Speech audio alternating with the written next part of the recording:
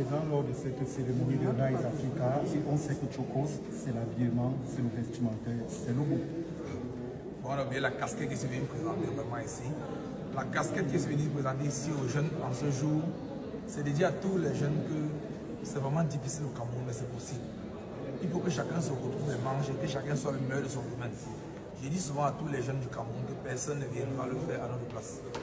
Aujourd'hui, on voit Chokos vendre les sacs, il fabrique les sacs sur place, il fabrique les chaussures déjà sur place, mais il n'est jamais voyagé. J'ai fait mon chemin sur place et moi j'ai une façon de faire. Je ne me contente pas juste de vendre un produit, j'utilise le produit en forme. Aujourd'hui, j'utilise beaucoup de matières premières pour faire les sacs. Il a fait des études. Voici parmi les sacs qui est fabriqué au Cameroun par Chokos. Ça, c'est fait à partir du cuir végétal. Tout le monde ici a consommé le cuir végétal, ce qu'on appelle en langage du quartier le sky. Si je vous dis que le cuir végétal, quand je fais des analyses, ce sont les têtes d'ananas qu'on jette partout, les feuilles d'ananas qui grandissent au champ là. C'est ça que les Chinois transforment en Chine avec certains produits pour produire le cuir en quantité exponentielle. Lorsqu'il y a une conférence comme ça, ce qu'on dit au Cameroun, que derrière chaque produit consommé, fabriqué sur place, se cache ce qu'on appelle une chaîne de valeur.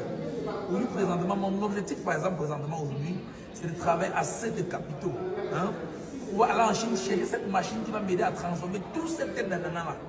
Rien que derrière la fabrication de ce cuir sur place, on peut recruter 5000 Camerounais. Donc, nous, chers Africains, on doit apprendre à faire avec les moyens de bord.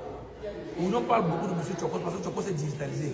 Je connais tellement de jeunes qui sont super talentueux, mais qui n'ont pas eu la chance que Chokos a peut-être d'être médiatisé les opportunités. Aujourd'hui, moi, je suis là pour dire à tous les jeunes que peu importe les obstacles, peu importe les risques que vous prenez, gardez la tête haute. Parce que la fin d'une chose vaut mieux que son commencement.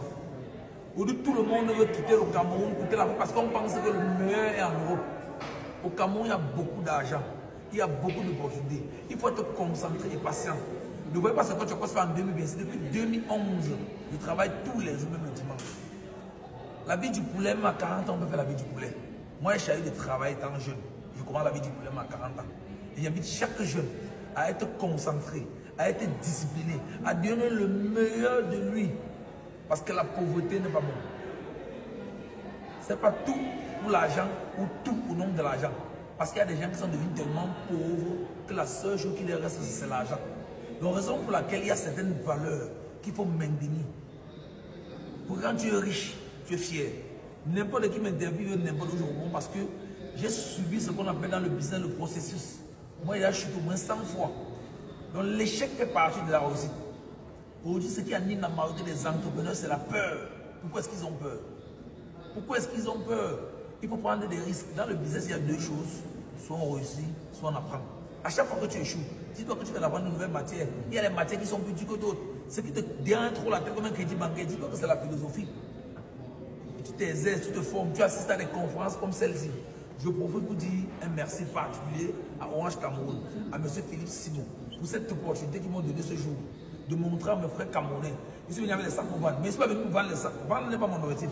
C'est montrer à chaque jeune qui est ici qu'on peut fabriquer sur place. Ce n'est pas que je venais ici pour dire que non, ils n'ont rien compris de ma vision.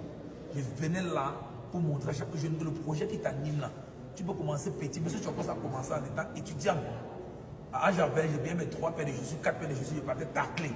Alors toi qui écoutes cette vidéo, je ne sais pas ce que tu traverses actuellement. Mais je veux te dire qu'un peu de courage, un peu de patience, un peu de persévérance, ça va aller.